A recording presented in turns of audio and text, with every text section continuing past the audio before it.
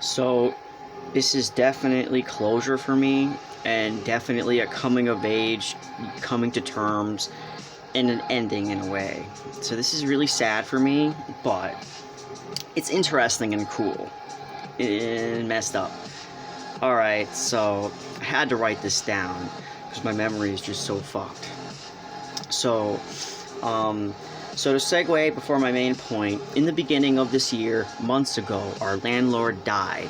So me and my husband had nowhere to go besides back to my family. My mom's specifically, unfortunately. But the good thing is that I got to see my friends again. It was isolating being in poverty for like 6 to 8 years. So I was lucky at least one friend I didn't lose contact with, as most of my friends either had kids, of course, or I just lost contact with them with our separate paths, you know. I believe I spoke about this already, if you remember, probably not. But me and my friends spoke about progressive issues while walking in the woods, smoking weed, of course. He expressed transphobia to me, but I didn't get that deep.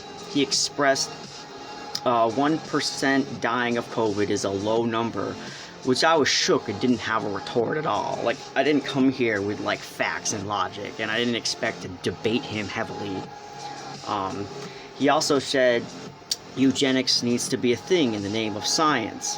Actually, the theme of his argument is science themed, like, this is not scientific and therefore we shouldn't do it. Like, as if everything we do is a scientific, motivated thing. It's just nonsense. Anyways, he always expresses how he values me. So I told him, how can you want rampant eugenics? They would kill us both as well. All he does is nod and look at me darkly. I was his, and this is gonna sound cringe, but in a way I was his only symbolic, only black friend. A token person that would be on the list in his mind for not, for his standing as a friend. Months had passed, and then I see him again. This time, me and my hubby see him, and somehow pansexual came up, and my friend tells my husband, "No, you're not." Which, honestly, that stuck with me. How could he be that disrespectful? But I still denied what he always told me, that he was evil. I wasn't willing to believe it, because my friend actually was far more stable in his old age, so maybe it was me being silly, I thought.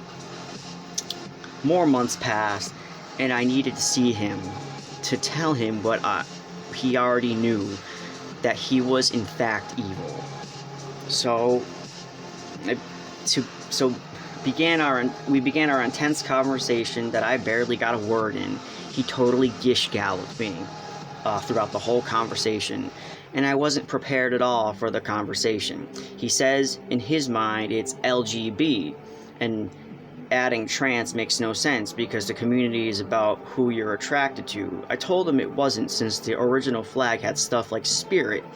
He told me it didn't matter, saying it's all about what's between your legs. And I told him identity is valid in the community. He told me it's mental illness because they have to bring it up. I told him my wife actually was a he in identity, but he didn't seem to think he was mentally ill because Karen never brought it up, and he never knew. So he thinks staying in the closet means you're less mentally ill, I guess. He said it's non-scientific, saying all that matters is between your legs, which is another theme he kept repeating. And he said the division in America is terrible, which I agree with.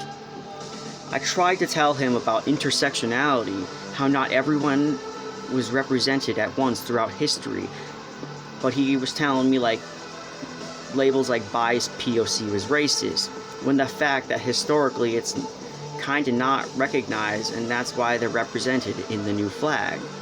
He didn't seem to get that human rights went through steps of appreciation, yet acknowledging that was a sin to him.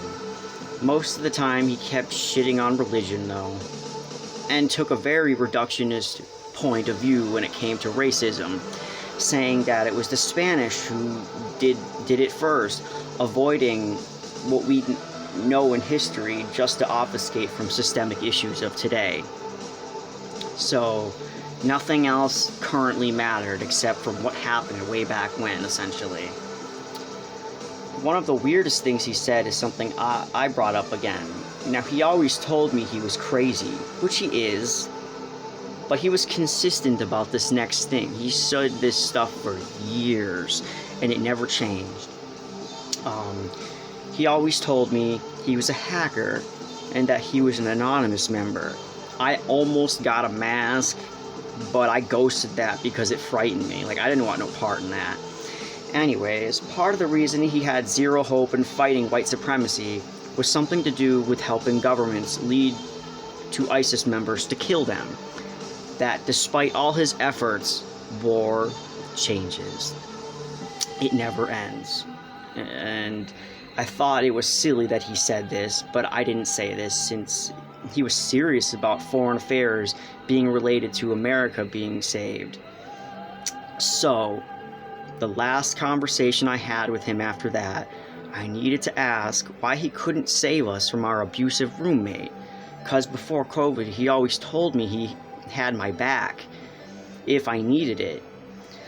He told me he was homeless for years and that it was my choice to stay there. Told me I could have went into the woods to survive. He finally put me in his eugenic framework. And that was the end of that. I couldn't speak to him anymore. Yeah.